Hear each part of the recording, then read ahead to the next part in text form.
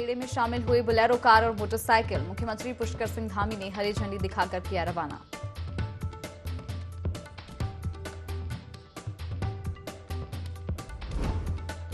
उत्तरकाशी में लगातार 3 दिन से हो रही बारिश पर लगा ब्रेक। गंगोत्री यमुनोत्री में बढ़ी यात्रियों की संख्या। कपाट खुलने से अब तक 2 लाख श्रद्धालु कर चुके दर्शन।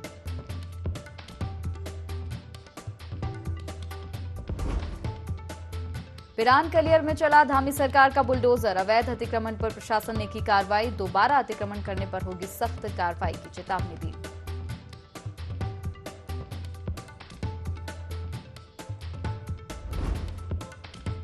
लालकुआं में स्वास्थ्य विभाग की बड़ी कार्रवाई। अवैध क्लिनिक पर मारा छापा। झोला छाप डॉक्टर मौके से फरार।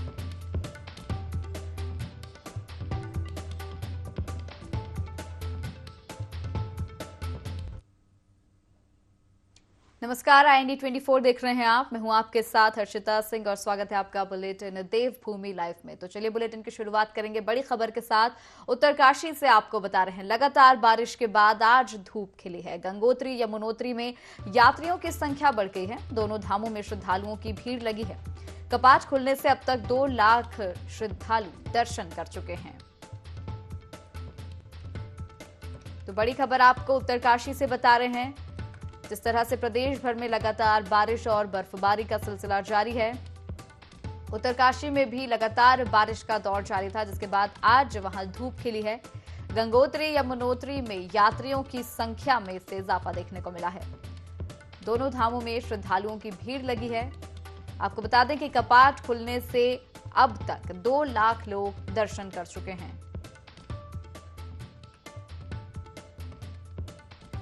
खबर आपको उत्तरकाशी से बता रहे हैं, जहां पर बारिश का सिलसिला आज थम गया है। आज वहां पर धूप खिली है, जिससे गंगोत्री यमुनोत्री में यात्रियों की संख्या बढ़ गई है।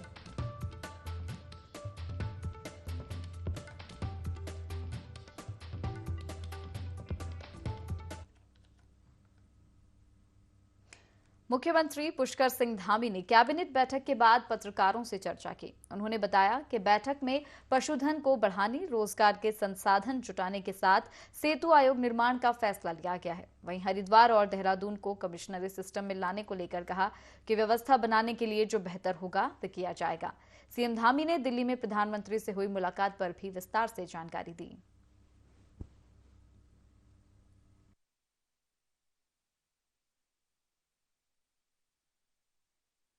एंटरप्रेन्योरशिप को बढ़ाने के लिए, कृषकों का योगदान बढ़ाने के लिए, पशुपालकों को सुविधा देने के लिए हम पशुधन मिशन इस पर जो है आज निर्णय किया गया है। जो ज़मीनें हैं पहले बेरोक-टोक खरीदी जाती थी, उस पर अब जांच होने के बाद, पूरी पृष्ठभूमि जांचे जाने के बाद कि आखिर किस लिए उत्तराखंड में ज़मीन लेना चाहते हैं, किस लिए वो रहना चाहते हैं, किस लिए आना चाहते हैं, उन सभी चीज़ों की जाँच होने के बाद ही अब इस पर निर्णय हो पाएगा। अभी हमने कहा है कि कल से ही जो है इस पर सब पर रोक लग जाएगी। उनके प्रधानमंत्री बनने के बाद यहाँ के हमारे धामों का विकास हो या केदारपुरी का निर्माण हो, बद्रीनाथ का मास्टर प्लान हो, 4 धाम ऑल वेदर रोडें हो, ऋषिकेश कर्णप्रयाग लाइन हो या देहरादून का हमारा हवाई अड्डा हो, सभी तेजी से विस्तार हुआ है, तो उनका धन्यवाद भी।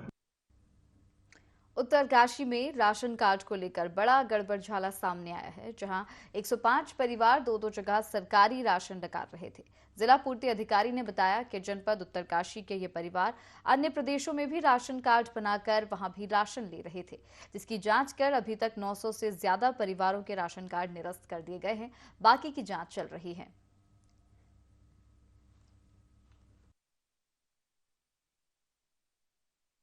जनपद में अभी भारत सरकार की तरफ से हमारे पास 1051 कार्ड के ऐसे राशन कार्डों का डिटेल आया है जो उत्तराखंड के उत्तरकाशी के अलावा अन्य राज्यों में भी बने हुए हैं। तो IMPDS के अंतर्गत हम इन सारे ही कार्डों की जांच करवा रहे हैं और इसके अंतर्गत हमने उपभोक्ताओं से जांच करके ये निकला है कि 442 उपभोक्ता हमारे ऐसे हैं जो उत्तरकाशी में राशन ना लेके अन्य राज्यों में राशन लेने के लिए इच्छुक है, तो उनका हमने उत्तरकाशी से राशन कार्ड ब्लॉक कर दिया है। और 498 राशन कार्ड ऐसे हैं जो अन्य राज्यों में भी थे, लेकिन वो उन्होंने अन्य राज्यों से मना किया है, कहा कि उत्तरकाशी से राशन चाहिए, तो उन्हें हमने यहाँ पर रिटेन किया है।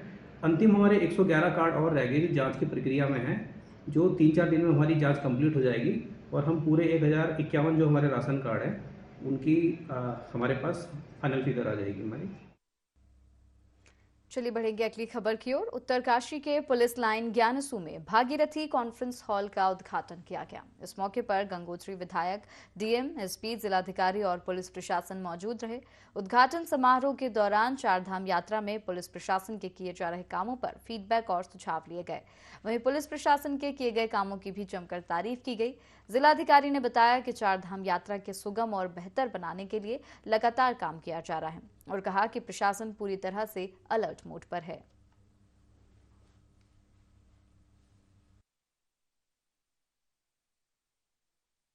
Reserve police line Gyansu Uttarkashi में नवनिर्मित कॉन्फ्रेंस हॉल का उद्घाटन किया हमने।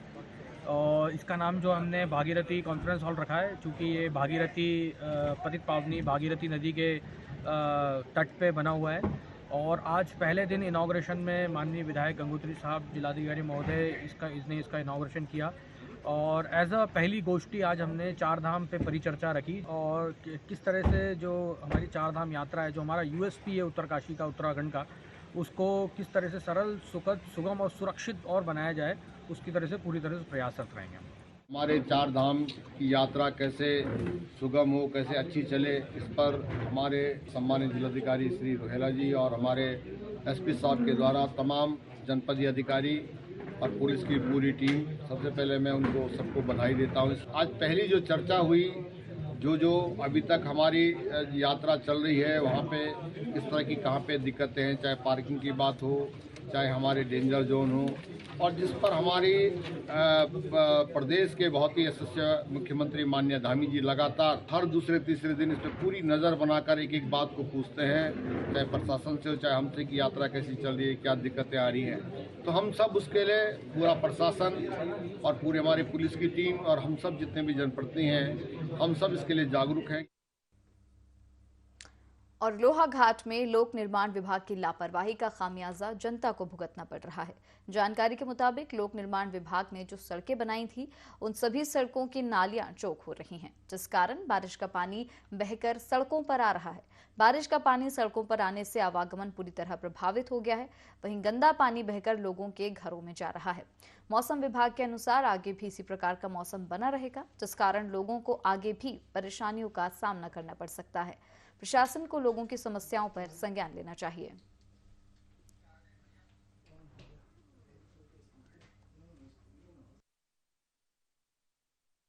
के मौसम में यहाँ पर तो जो है प्रेमनगर और पाटन पाटनी में पॉलिटेक्निक से और पाटन पुल तक का जो है पीडब्ल्यूडी लोनी विभाग द्वारा नालियां बनाई गई हुई थी। इन नालियों में हर जगह ये नालियां ब्लॉकेज पड़ी हुई हैं। आज बरसात के से जो भी पानी यहाँ पर को आ रहा है, सारा रोडों में बह रहा है। जो रोडों में बह रहा है तो वो वाहनों का दुर्घटना का कारण भी बना हुआ है और जो है लोगों के घरों में जो है ये पानी घुस रहा है, कोई सुध नहीं दी जा रही है। अगर इसके बाद तुरंत जो है ये नालियां खोली नहीं की, सफाई अगर इनकी नहीं की गई तो पाटन पाटनी ग्राम सभा की तरफ से उग्र आंदोलन किया जाएगा, जिसकी जिम्मेदार जो है लोनी विभाग रहेगा। काशीपुर में एंटी ह्यूमन ट्रैफिकिंग टीम ने बाजपुर रोड स्थित कैफे और स्पा सेंटर पर छापेमारी की, जहां अवैध तरीके से काम करवाया जा रहा था, जिसकी शिकायत पुलिस को लंबे समय से मिल रही थी, जिसको लेकर एंटी ह्यूमन ट्रैफिकिंग टीम और स्थानीय पुलिस ने होटलों और मॉल पर छापेमार कार्रवाई की, जिसकी सूचना लगते ही संचालक अपने स्पा सेंटर और कैफे छोड़कर भाग गए। जिसके बाद पुलिस टीम ने कैफे और स्पा सेंटर स्वामियों से संपर्क न होने पर नोटिस चस्पा की चेतावनी दी। इस दौरान क्षेत्राधिकारी वंदना शर्मा ने कहा कि किसी भी अवैध तरीके के काम को अंजाम नहीं दिया जाएगा। जो नियमों का पालन नहीं करेगा उस पर कार्रवाई की जाएगी।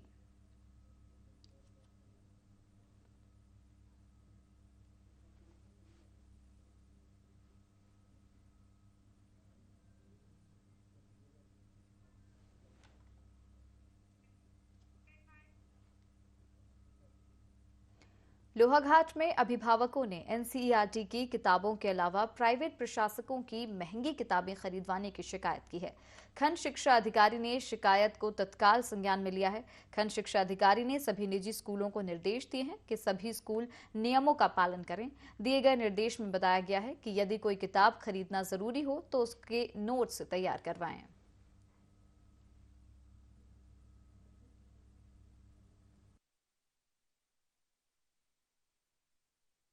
आयोजित किया आज और उस आयोजन में हमने स्पष्ट महानिदेशक महोदय के द्वारा जो भी हमें दिशा निर्देश प्राप्त हुए हैं, शिक्षा अधिकारी चंपावत महोदय के द्वारा जो भी निर्देश प्राप्त हुए हैं उनको स्पष्ट रूप से अवगत कराया गया।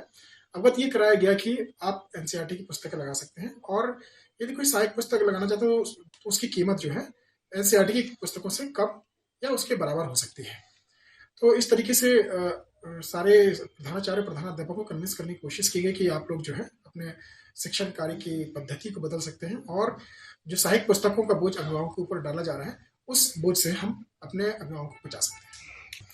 अब इसमें जो है हम लोग औचक निरीक्षण करेंगे इस मीटिंग के बाद में, क्योंकि सभी विद्यालयों को अवगत करा दिया गया है और आमने सामने बैठक भी हो गई है। तो इसके बाद में जो भी हम औचक निरीक्षण करेंगे, जो भी इसको गलती करते हुए पाया गया और सहायक पुस्तकों को जिसकी की कीमत एनसीईआरटी पुस्तकों से ज़्यादा है, ऐसे पुस्तकों को अगर छात्रों के द्वारा वो करते हुए पाया गया तो उस पर हम निश्चित रूप से कार्रवाई करेंगे। चलिए बढ़ेंगे अगली खबर की ओर। कैबिनेट मंत्री प्रेमचंद अग्रवाल द्वारा युवक की पिटाई का वीडियो सोशल मीडिया पर लगातार वायरल हो रहा है, जिसको लेकर देहरादून में कांग्रेस प्रदेश अध्यक्ष करण माहरा के निर्देश के बाद महानगर अध्यक्ष जसविंदर सिंह गोगी के नेतृत्व में कैबिनेट मंत्री प्रेमचंद अग्रवाल का पुतला दहन किया गया। इस मौके पर भारी तादाद में कांग्रेस कार्यकर्ताओं ने कैबिनेट मंत्री के खिलाफ नारेबाजी की।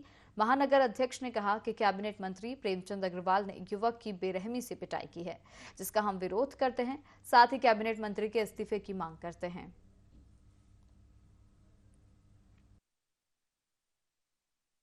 प्रेमचंद अग्रवाल जी ने किया है एक दिन पूर्व, बहुत ही शर्मिंदा करने वाला काम किया है उन्होंने और इस तरह का कार्य एक मंत्री को शोभा नहीं देता है और कहीं ना कहीं ये ब्रिटिश काल की याद दिलाता है जो हिटलरशाही उन्होंने करी है।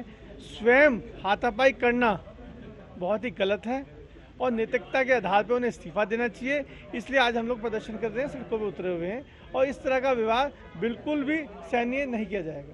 उत्तरकाशी में लगातार मौसम खराब होने के कारण गंगोत्री धाम और यमुनोत्री धाम में यात्रियों की संख्या धीरे धीरे काफी कम होती जा रही थी।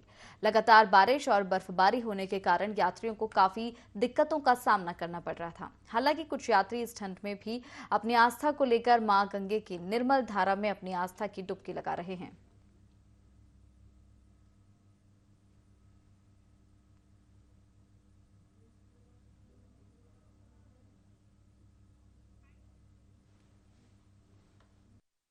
खुलने के दिन से ही लगातार मौसम खराब बना हुआ है, कभी बर्फ़ गिर रही है, कभी बरसात हो रही है और कल भी यहाँ पर मौसम खराब रहा। आज भी सुबह बरसात हो रही थी, लेकिन अभी थोड़ा सा समय से जो है यहाँ पर हल्की सी धूप खिली हुई है, जिसे आप देख रहे हैं। लगातार यहाँ पर यात्री की संख्या में भी इसी वजह से कमी देखी जा रही है और लोग परेशान भी हो रहे हैं, क्योंकि बरसात की वजह से लोगों को आने जाने में और दर्शन इत्यादि में भी बड़ी असुविधाओं का सामना करना पड़ रहा है और विश्वास है कि आने वाले समय में थोड़ा मौसम खुलेगा और यात्री की संख्या भी बढ़ेगी। दिल्ली सदर के आप पार्टी विधायक सोमदत्त अपने 3 दिवसीय दौरे पर लोहाघाट पहुंचे। इस दौरान उन्होंने मीडिया से बात करते हुए कहा कि उत्तराखंड में मूलभूत सुविधाओं की काफी कमी है। कई क्षेत्र ऐसे हैं जहां अभी तक सड़क नहीं पहुंची है, जिस वजह से उत्तराखंड के पहाड़ी क्षेत्रों से पलायन काफी संख्या में हो रहा है, लेकिन सरकार का इस ओर ध्यान ही नहीं है। इसी के साथ पीएम मोदी के मन की बात कार्यक्रम पर तंज कसते हुए कहा कि पीएम मोदी को जनता के मन की बात सुननी चाहिए, न कि अपने मन की बात जनता को सुनानी चाहिए। साथ ही 2024 लोकसभा चुनाव पर भी चर्चा की।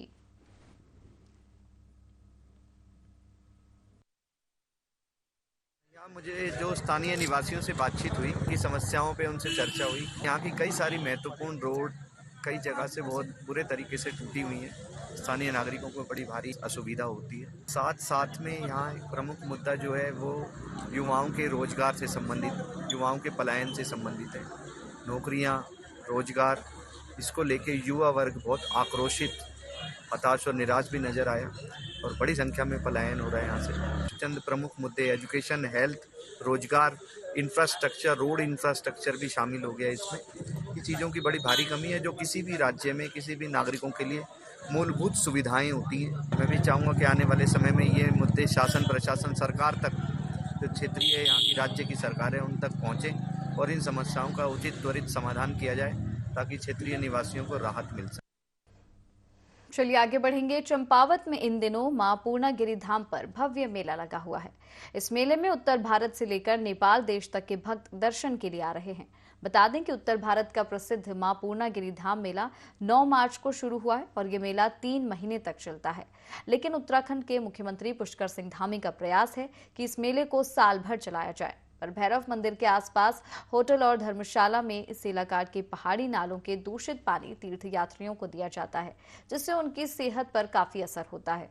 वहीं इसकी सूचना जब प्रशासन को लगी तो मौके पर पहुंची पुलिस ने जांच की और इसकी रिपोर्ट जिलाधिकारी को दी। गदेरा है जिसकी शिकायत आई थी कि गदेरे में जो लीकेज है पानी के सीवेज इसका जो गंदा पानी है वो उस गदेरे में जाता है और वहाँ से लोग उस पानी को उठाते पीने के लिए यूज करते। तो मेरे द्वारा उसमें तहसीलदार पूर्णागिरि से जांच कराई और तहसीलदार के साथ जो वहाँ के थाना अध्यक्ष है भैरव मंदिर को भी साथ गए। तो दोनों की रिपोर्ट में आया कि जो धर्मशालाएँ आसपास की है उनका सीवरेज का पानी उस गदेरे में आता है, जिसको जो स्थानीय आम जन जो है यूज करते हैं। तो इन 12 धर्मशालाएँ ये थी, इनको मेरे द्वारा जो है नोटिस इशू किए गए। उत्तरकाशी मुख्यालय के प्रवेश द्वार तावा खानी टनल का रखरखाव के अभाव में बुरा हाल होता जा रहा है। बता दें कि ना तो कार्यदायी संस्था इस ओर ध्यान दे रहे हैं और ना ही नगर पालिका। दरअसल साल 2006 की भीषण आपदा के बाद करोड़ों की लागत से तैयार की गई इस टनल के अंदर पैदल चलने के लिए बनी फुटपाथ की चादरें उखड़ चुकी हैं और किनारों से पानी का रिसाव हो रहा है, जिस वजह से पैदल चलने वाले लोग टनल के बीच में चलने को मजबूर हैं, जिसकी वजह कभी भी बड़ी दुर्घटना घट सकती है। फिलहाल जिलाधिकारी ने इसे जल्द ठीक करने के निर्देश दिए हैं।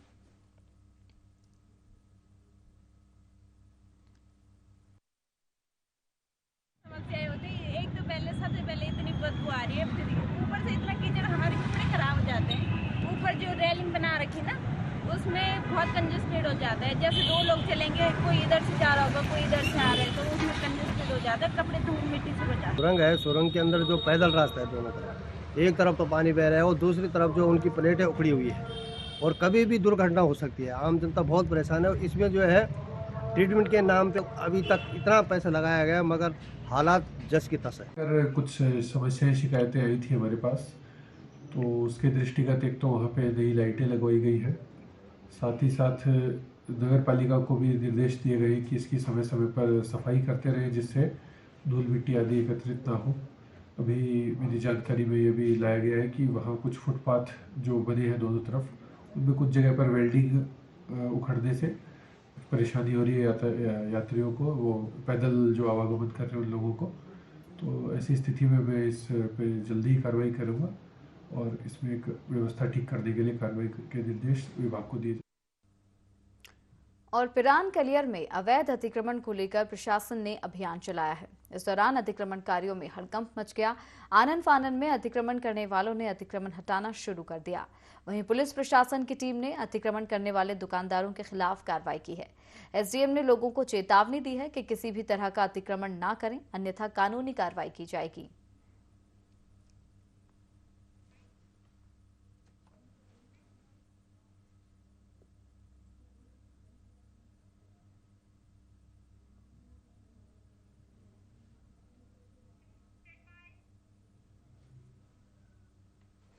लालकुआं में पुलिस प्रशासन और स्वास्थ्य विभाग लगातार झोला छाप डॉक्टर्स को पकड़ने के लिए अभियान चला रहे हैं, जिसके चलते जगह जगह छापेमारी की जा रही है। इसी कड़ी में कार्रवाई करते हुए प्रशासन ने शफी दवाखाना पर छापेमारी की, लेकिन प्रशासन के पहुंचने से पहले ही डॉक्टर क्लिनिक से भाग निकला और काफी तलाश करने के बाद भी नहीं मिला, जिसके बाद कार्रवाई करते हुए क्लिनिक का सभी सामान और कई प्रतिबंधित दवाइयां सीज कर दी गईं।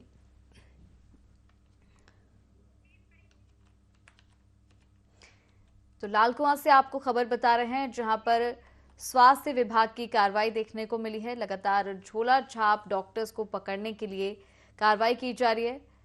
यहां पर भी इसी तरह से क्लिनिक पर जब स्वास्थ्य विभाग की टीम मौके पर पहुंची तो क्लिनिक संचालक मौके से भाग निकला। काफी तलाश की लेकिन पकड़ में नहीं आया है वो, लेकिन क्लिनिक से दवाइयां और काफी सारा सामान जब्त किया गया है।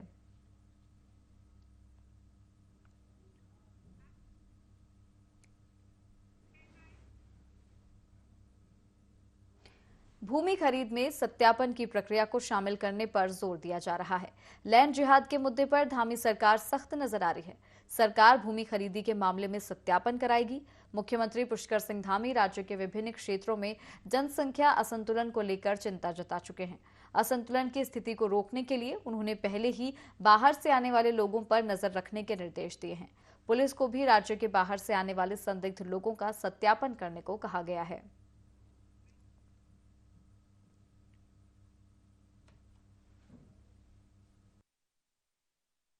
देखिए, ऋषिकेश की जो घटना हुई है दुर्भाग्यपूर्ण घटना है।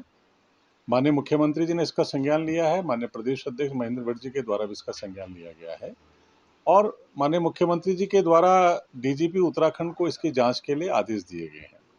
जांच के उपरांत जो भी फैसला आएगा, जो भी जांच में पाया जाएगा, जो भी दोषी होगा उसके खिलाफ कार्रवाई होगी। पुलिस प्रशासन उसके खिलाफ कार्रवाई करेगी। केदारनाथ धाम में मौसम को देखते हुए प्रशासन ने ऐतिहासिक कदम उठाया है।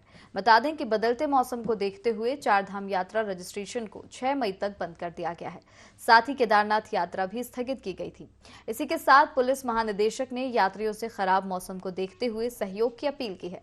मौसम विभाग का उत्तराखंड के पहाड़ी इलाकों के साथ 4 धामों में बर्फबारी और मैदानी इलाकों में भारी बारिश का अलर्ट जारी किया है।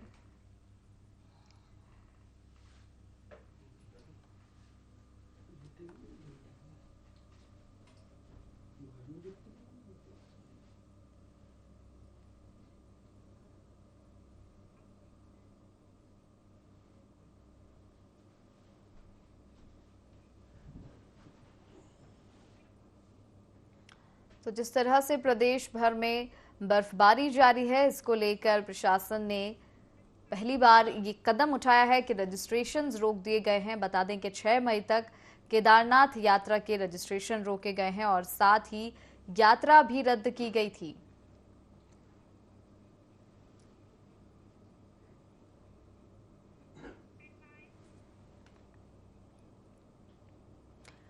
उधम सिंह नगर नैनीताल लोकसभा के सांसद और केंद्रीय रक्षा एवं पर्यटन राज्य मंत्री अजय भट्ट के जन्मदिन पर किच्छा में कई कार्यक्रमों का आयोजन किया गया। किच्छा में भाजपा कार्यकर्ताओं ने जन्मदिन के मौके पर फल वितरित किए और पर्यावरण सुरक्षा का संकल्प लेते हुए पौधारोपण किया।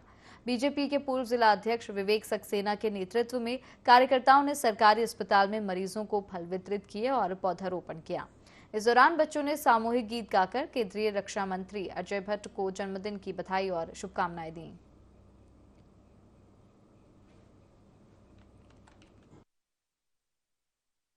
माननीय श्री अजय भट्ट जी का जन्मदिन है, उसी उपलक्ष्य में हम लोगों ने यहाँ किच्छा के प्राइमरी स्कूल में बच्चों को आज उपहार भेंट किया है और बच्चों द्वारा उनके जन्मदिवस पर सॉन्ग गाना गाकर जो है उनको शुभकामनाएं दी गई हैं, उनकी लंबी आयु की प्रार्थना की गई है। आदरणीय अजय भट्ट जी के जन्मदिन के उपलक्ष्य में आज हमने सामुदायिक स्वास्थ्य केंद्र में मरीजों को फल वितरित किए हैं, वृक्षारोपण किया है।